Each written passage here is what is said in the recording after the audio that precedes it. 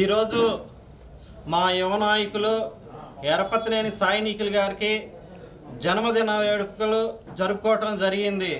ఇదే విధంగా ఎన్నో జన్మదిన వేడుకలు జరుపుకోవాలని మనస్ఫూర్తిగా కోరుకుంటూ రానున్న కాలంలో అత్యున్నత స్థాయికి ఎదగాలని కోరుతున్నాము.